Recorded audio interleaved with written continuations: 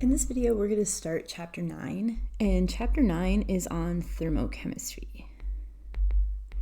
You're actually going to have another chapter in 152 that covers some of the concepts and builds on them. So you're going to have a thermodynamics chapter in 152. So this is part 1 of thermochemistry. When we use the word thermochemistry, what we're really talking about is energy changes, specifically heat energy. So Chapter 9, thermochemistry, I do want to just define energy real quick, since that's what our chapter is going to be on. And we've talked about energy a few times. Generally, if something is higher in energy, it's more reactive, it's less stable. If something is lower in energy, we would say it's more stable, it's less reactive. So often when we've talked about energy in the past, we related it to stability. Right, we said electrons that are closer to the nucleus, right, they're more attracted, they're more stable, they're lower in energy. Electrons further from the nucleus, less attraction, higher in energy, less stable. So we've always related energy to stability in the past, right? Have related it to stability, right? More stable generally means it's less reactive, and that's what we end up with when it's lower in energy.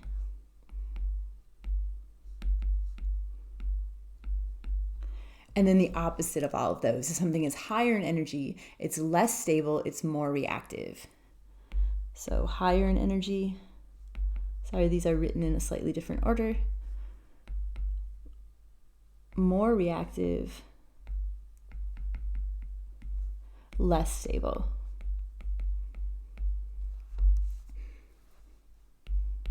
I mentioned thermochemistry as I was writing it down, and we said that specifically it's the absorption or release of heat that accompanies chemical reactions. So thermo for heat, chemistry for chemical reactions.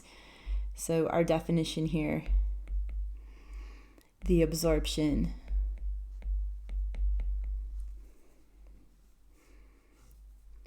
or release of heat energy. Heat is just one form of energy that accompanies chemical reactions. So the bulk of this chapter is on heat energy. I said a minute ago that I did want to define energy. I haven't given that to you yet. Energy has more in its definition than just heat. We'll talk about that briefly, but the main focus of this chapter is going to be heat energy. Our definition, the capacity to supply heat, so the thermochemistry portion, and or do work. So energy, right, our total energy is equal to heat plus work. We don't always have a heat change when a chemical reaction occurs. It could just be work. We don't always have work being done when we have a chemical reaction. It could just be heat. But if we have both of them, my total energy would be the combination. So energy, the capacity to supply heat and or do work, right? And or, it could be one, it could be both. Our SI units of energy are joules.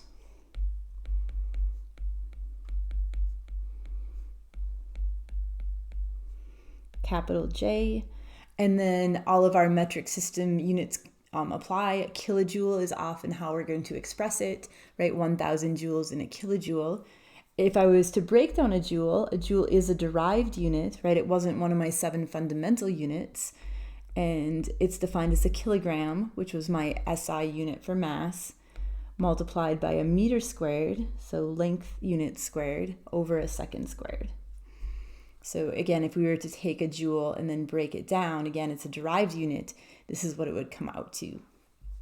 Some other common units, and these you will see, I'm saying plural, but I'm really just going to give you one, and the most common one is a calorie.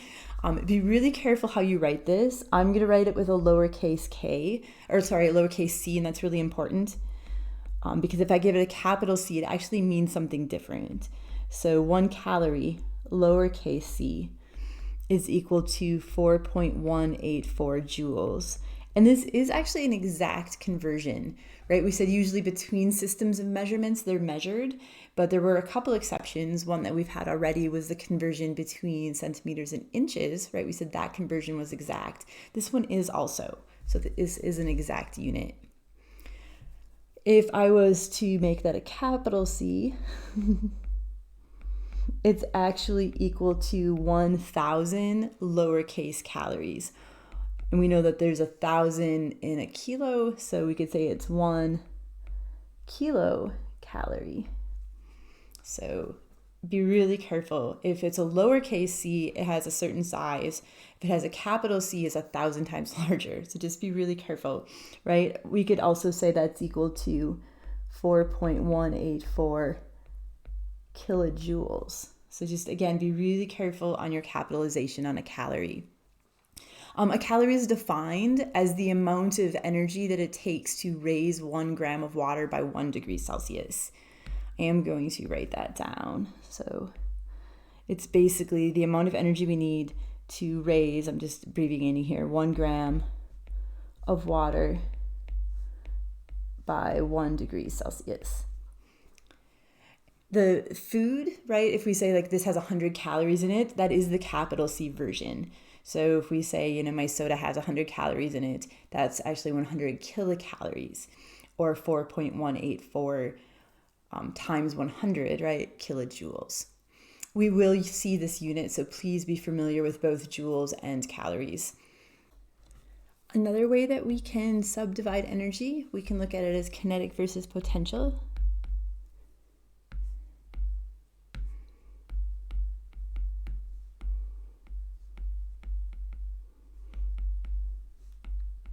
And we've used the term kinetic energy already in relation to temperature. Remember, the temperature of our substance was a measure of its average kinetic energy. And we said that was related to molecular motion. So kinetic energy is defined as energy in motion. It's energy that we're currently using for something. Potential energy is stored energy. And in chemical systems, it's generally stored in our chemical bonds. When we form a bond, we're losing energy, right? We're stabilizing it. When we break a bond, we have to put energy into it. We're releasing that energy. So stored energy, it's generally stored in chemical bonds.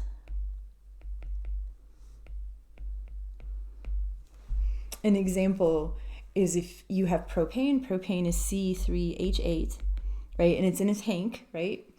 And it's hooked up to your barbecue grill, and it's just sitting there, right? It has the potential to supply heat and cook your food, but it's not currently, right? That energy is stored in those chemical bonds. When it undergoes a combustion reaction, and this isn't balanced, but what I'm doing is I'm breaking apart those bonds, right? Here I have 3 carbons bonded to each other. Here I have carbon bonded to my 2 oxygens. So I've broken bonds and I've released energy when I've done that. So I had stored energy, right? It was in my chemical bonds, it's potential energy. When it undergoes a combustion reaction, we're actually releasing that energy in the form of heat, and then we can use that heat to cook our food. So once I release it and form heat, I now have kinetic energy, right? It's energy that I'm using for something. So when it was stored in my propane molecule, right, it was potential. I had the potential to cook hamburgers, but I wasn't doing it yet. When it undergoes that combustion reaction, I'm changing that potential energy to kinetic energy in the form of heat, and then we're using it for something. So potential energy, right, it has the potential to do something. Kinetic energy, it's being used for something. It's energy in motion. So propane, just sitting in the tank, right? Stored energy, undergoes a combustion reaction. We convert that energy to heat energy, and we're using it. My heat energy we can think of, right? It's my thermal energy.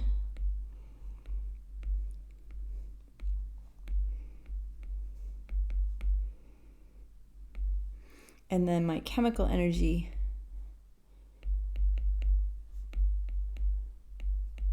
right? This is my type of potential energy.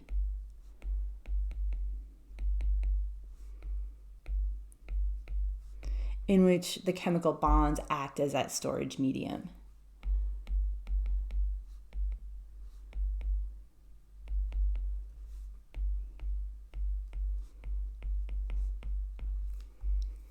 Later on in this chapter, we'll actually do some calculations, calculating the amount of heat released when this happens.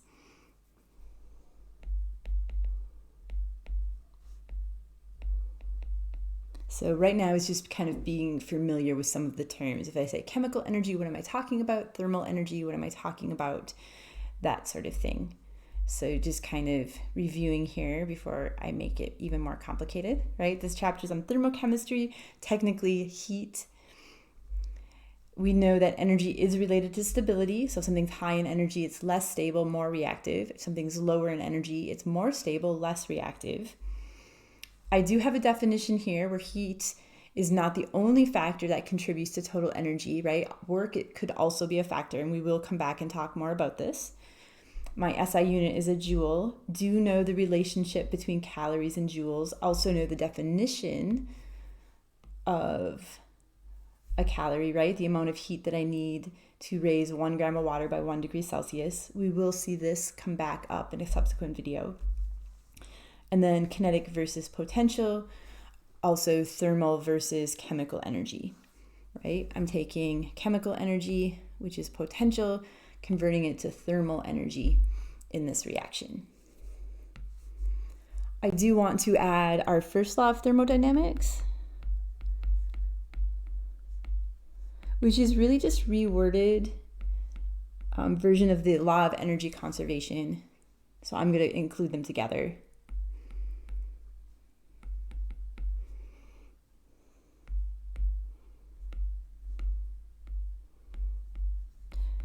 They're both worded slightly different, but they come down to mean the same thing. The law of energy conservation says that total energy is conserved. We're not creating energy or destroying energy. We can change forms, we can transfer it from one substance to another, but we're not creating or destroying energy. Kind of like we had the law of mass conservation, right? The mass we had at the beginning is equal to the mass at the end. So the energy we start with is equal to the energy at the end. The first law of thermodynamics tells me that my total energy change in the universe is 0. Meaning I'm not creating energy or destroying energy, right? Energy is conserved. So the law of energy conservation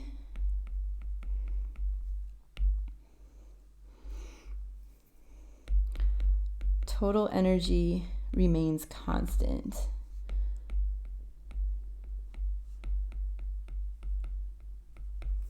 Right? Energy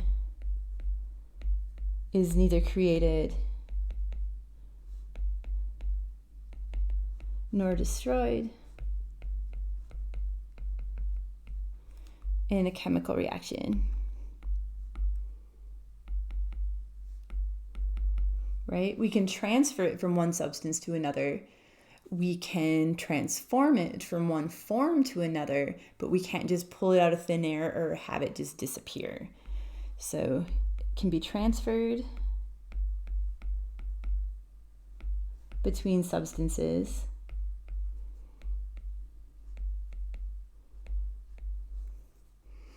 It can be transformed, right? My propane example, we were taking chemical energy and transforming it to thermal energy, right? That thermal energy, that heat that we used to cook the hamburgers had to come from somewhere, right? It didn't just appear out of nowhere. It came from the energy that was stored in those chemical bonds. So it can be transformed from one form to another.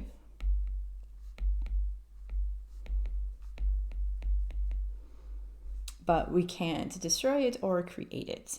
So total energy remains constant. When we're looking at reactions, where this can get kind of tricky is often we only look at it from the point of view of our system. So if I have a chemical reaction that's occurring, I could say it's gaining energy. If that happens, it means something else is losing energy because total energy is conserved. We often don't care about the thing that's losing energy though, because we look at things from the point of view of our system. So total energy in isolated system remains constant. Be careful that we can't always separate it from the surroundings. So what we're going to do is we know that, let's add this. So from the point of view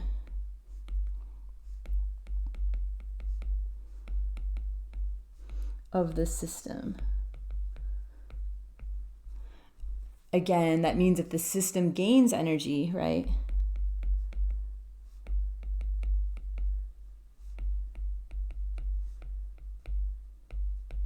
The surroundings lose the same amount of energy,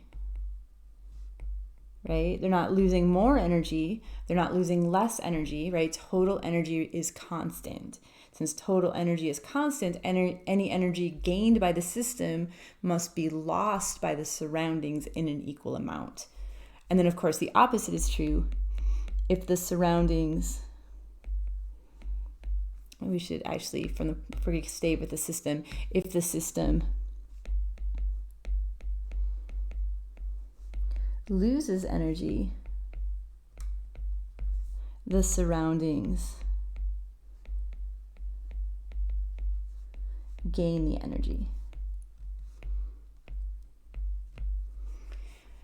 The system is generally just my actual chemical that we're talking about. So if I was to look at hydrochloric acid reacting with sodium hydroxide, producing water and sodium chloride. And this is a reaction where I'm going to release heat energy. It's going to be an exothermic reaction. And I will write those terms, exothermic and endothermic, down in a little bit. We will review those, but this does get warmer. What that means is that I'm losing heat energy because what you're holding on to, right? This is an aqueous solution. The water is not part of my system. It's part of the surroundings, right? This is an aqueous solution. That's part of my surroundings. This is an aqueous solution. That's part of my surroundings. And then all of that is in a beaker. This is a beaker. And that beaker is part of my surroundings, and that's what you're holding on to. So if you're holding on to something that feels like it's getting warm, what you're holding on to is the surroundings. So I would say my system lost heat, right? This is a system that is losing heat energy, which can be confusing because if to the touch, it feels like it's getting warm. But again, we're in contact with the surroundings, not the system. It's just the hydrogen and the chlorine and the sodium, the oxygen and the hydrogen, that's my system, right? The solution and the container are surroundings. So be careful. If it feels like it's getting hot, it's because we're contacting the surroundings, right? If my surroundings gain energy, it means my system is losing it. And again, I will review in a little bit exothermic and endothermic. Right now, I just really want to make the point that we're looking at it from the point of view of the system, and then the surroundings are always doing the opposite of that because total energy is going to remain constant, right? Law of energy conservation. So if energy, just to kind of beat it to death, because we are going to be using this a lot in this chapter, energy that flows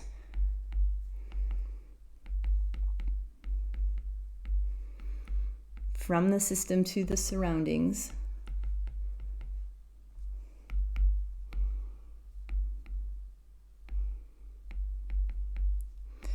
is going to have a negative value in front of it, right? My total energy is going to be the energy of my system plus my surroundings. What we're going to look at is the energy change. So delta E is my energy change. It's going to be my final energy minus my initial energy. So in this case, if energy goes from the system to the surroundings, remember, we're looking at this from the point of view of the system. So if it's going from the system, that means that E final is less because it left than E initial, right? From the point of view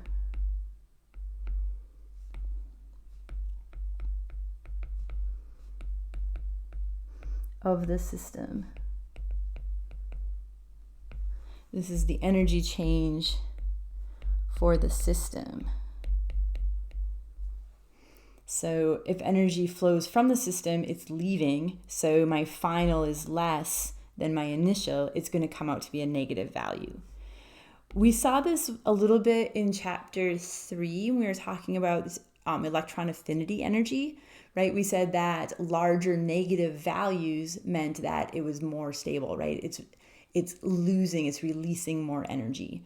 The negative isn't like negative on a number line. The negative is the direction. So be really careful. If I had a negative 7 joules and a positive 7 joules, it's the exact same amount of energy. It's just that the negative means I'm giving it off. The positive means I'm gaining it. So again, the sign in front of my energy, my numbers for energy tell me direction, not the size. I can't have a negative 7 kilojoules, right? I can have 7 kilojoules and it's being released. It's being given off. So just be really careful. This means energy is released, right? My system loses energy.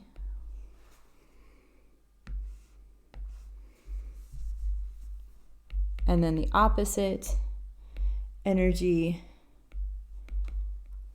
that flows from the surroundings to the system. Again, our change in energy is for the system. It's always going to be final minus initial. This time, because it's going from the surroundings to the system, this is larger than my initial. So my value is going to be positive. So energy is absorbed.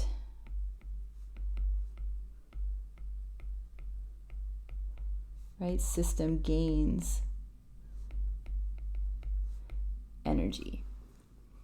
Again, remember the sign in front of energy values tell me the direction, not the magnitude, right? A negative 7 joules is the same amount of energy as a positive 7 joules. The negative just means I'm giving it off. The positive means I'm absorbing it.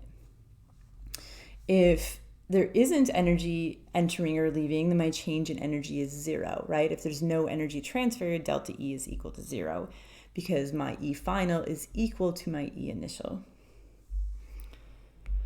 So a quick example here. This time I have methane and it's reacting with 2 oxygen and I'm producing carbon dioxide plus 2 water. And then I would say that my energy change for this is a negative 802 kilojoules. And what that means for us is that energy is being released, right? Because I have a negative value here,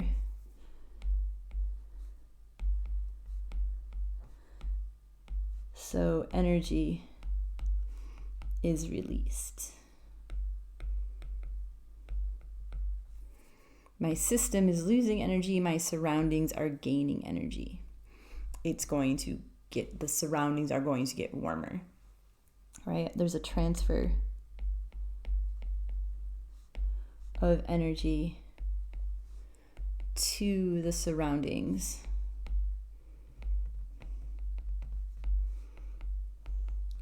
From the system.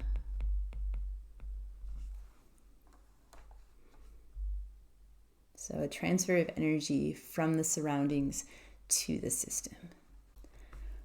I do want to differentiate between temperature and heat real quick. Be careful, they're not the same thing, and it's a pretty fine but important difference. So heat versus temperature, right? These guys are not the same. Remember, temperature, well, it's a measure of molecular motion, right? It's related to kinetic energy. The key part is that it's the average kinetic energy, Ke for kinetic energy, of the substance. Heat is the total energy, assuming that all energy is due only to heat transfer. So taking work out of the picture or any other form of energy, it's the total energy of that substance versus the average energy of that substance. So the easiest way to think about it is an example. So let's say I have a coffee cup of boiling water, right? Water boils at 100 degrees Celsius. So the temperature of the water in that coffee cup is 100 degrees. If I had a bathtub of boiling water, right, the temperature is still 100 degrees, right? The average kinetic energy, the temperature at which water boils, is 100 degrees Celsius. So the temperature of both that coffee cup of boiling water and my bathtub of boiling water is the same. The heat, however, is different. You're going to have a lot more heat associated, right? A lot more energy in a bathtub of boiling water than you do in a coffee cup, right? We're going to give off more heat with that bathtub than we are with the cup. So just be really careful to differentiate between those two, average being the key. You can have something that has the same temperature, but one has more heat associated with it than the other. It does depend on essentially the amount that we have, in this case, volume. But amount also. So do be careful. These guys are different. They're not the same. And do be able to differentiate between them. So different. I do want to next go back to that definition of energy that we had. And we said that energy was the capacity to do work or supply heat. So our energy is equal to W plus work.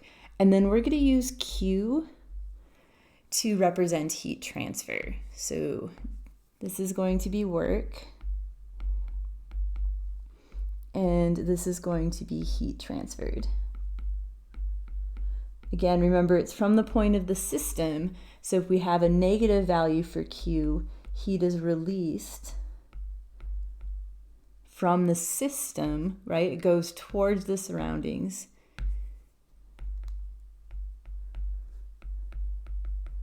System loses heat. Surroundings gain heat. And then if it's a positive value, it means heat is absorbed. Right? Our system gains heat energy. Our surroundings lose heat energy. Total energy is conserved.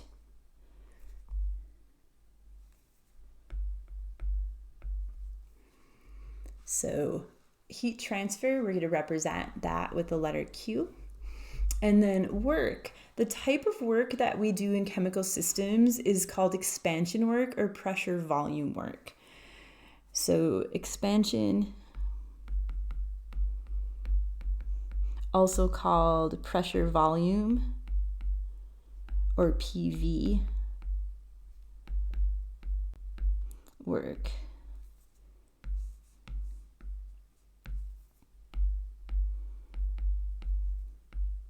Two names for the same thing. So expansion work or pressure volume, abbreviated PV work. This is the type of work that we generally see in a chemical system if it does work. Not all chemical systems do work. So what this is work that's done as a result of a volume change in the system. So work that is done as a result of a volume change in the system.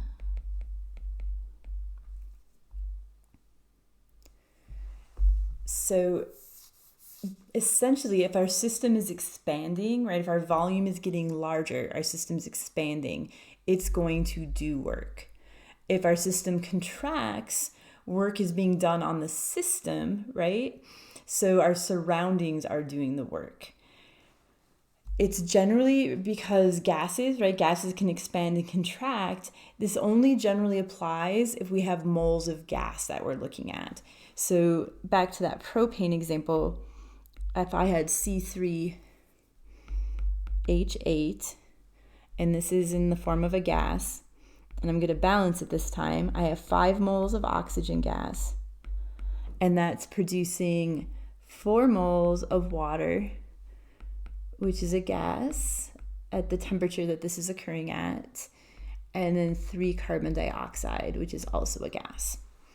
So what I'm doing is on this side of my equation, I have 6 moles of gas, right? 1 propane and 5 oxygen. So I have 6 moles of gas. On this side, I have 7 moles of gas. So this is a system that's expanding, right? My volume change is positive. So this is a system that's expanding. Right? I'm going from 6 moles to 7 moles. I need more space. Remember, volume is related. The more stuff I have, the more space it needs. Remember our gas laws from chapter 8. So kind of my equation for work. And I just want us to be able to do this conceptually, but sometimes it helps if we have the equation. So work is going to be negative P, P being my pressure, and then delta V, that being my volume change. So if my system is expanding, right, that means that my volume change is going to be positive, right? In the end, it's bigger than it was initially. So I have a positive volume change. So if I go back and I look at this equation, right, this is a positive value in this case. A positive times a negative gives me a negative value. Remember, work is a type of energy here. So if work is negative, remember, if energy is negative, I'm losing work. Energy is leaving my system. So we are losing work energy when our system expands. I will write all of that down. So if our system expands,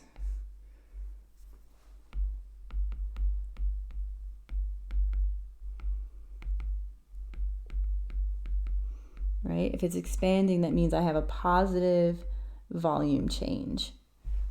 Anytime we see delta in front of something in this chapter, capital delta, it's going to stand for change. My change is always going to be final minus initial. So if it's expanding, my final is larger than my initial. My change is going to be a positive value. So expansion of the system, V final is greater than V initial. My change in volume is positive. A positive number, I'm taking this and I'm going back and I'm plugging it into this equation, right? A positive number multiplied by negative is going to give me negative work.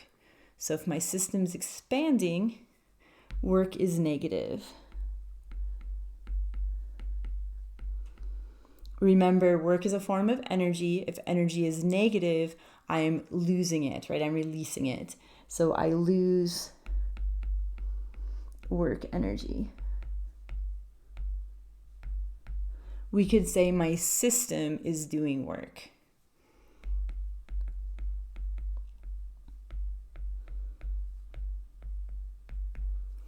And then the opposite being true, if my system contracts,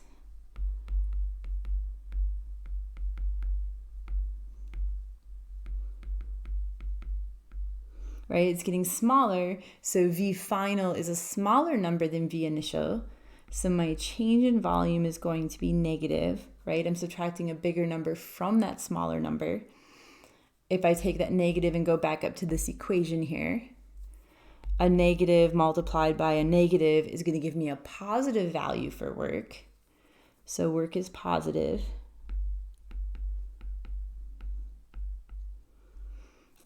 This time I'm gaining work energy. And by me, I mean the system, right, is gaining work energy. We could say that the surroundings do work on the system.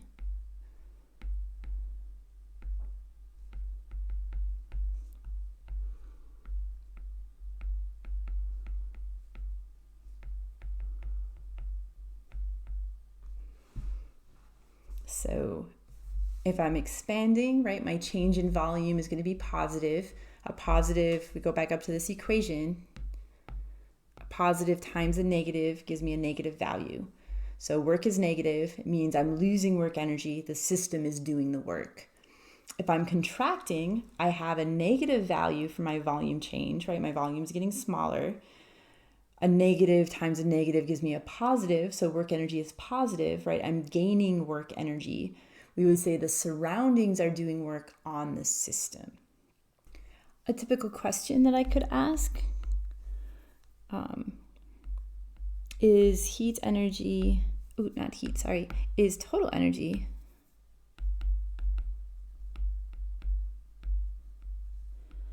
released or absorbed?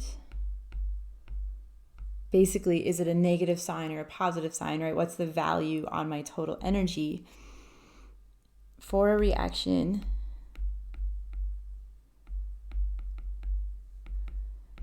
that gains heat energy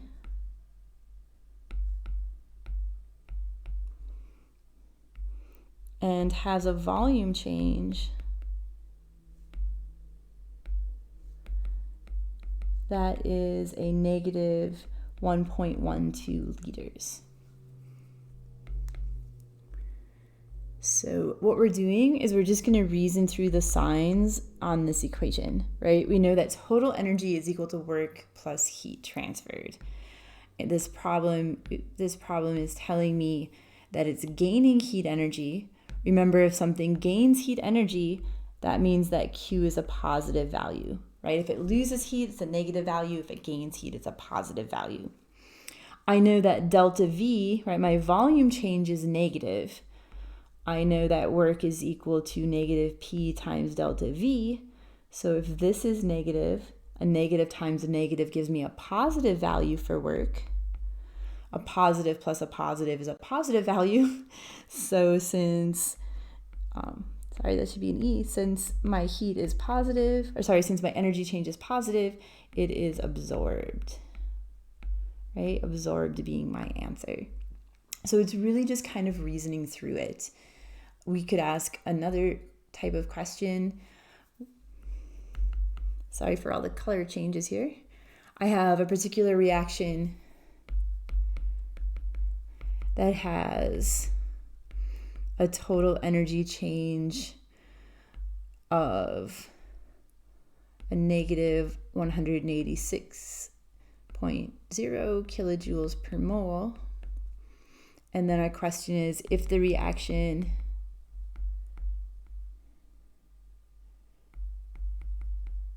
takes place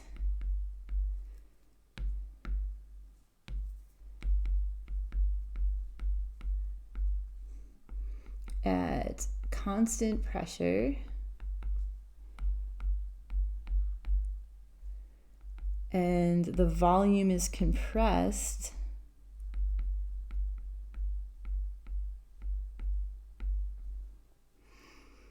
is A, work positive or negative? Basically, who's doing the work? And then B, is heat absorbed or released? So 2 parts to this question. And again, we're just reasoning through it, right? We know that my total energy is equal to work plus heat energy. And then we also know that work is equal to negative P delta V. So is work positive or negative? This problem tells me that the volume is compressed. So I know that V final is smaller than V initial. So that means that delta V is a negative value. Negative times a negative is positive. So work is a positive, right? Pressure is constant. That doesn't matter because whatever it is, right? It's not change in pressure. If it was change in pressure, then my work would be 0, right? Because my pressure would be the same before and after. And we can look at that with volume. If my volume is constant, V final minus V initial is equal to 0. 0 times my pressure is equal to 0. So work is 0, and all of my energy is due only to heat.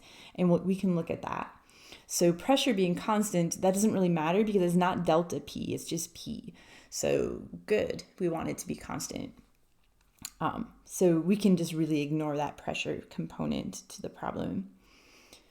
So, sorry, back to this. Work is positive. That means our system, right, is gaining work energy. My surroundings are doing the work. I could ask it that way. I could say, who does the work, the system or the surroundings? Surroundings does the work. And then is heat energy absorbed or released? That's what we're going to look at this first equation. And I just decided that work was positive, right? We got a positive value for work. I know that energy is negative because that's given to us in the problem. So what does heat have to be so energy can come out to be negative? It has to be a negative value, right? It has to be a larger negative value than work is positive. So heat is being released because it's negative.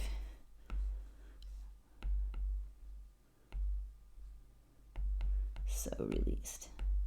So again, it's really just reasoning through it. What is the sign, right? Is it positive? Is it negative? Does that mean it's released or absorbed when it comes to work? Is my volume expanding or compressing?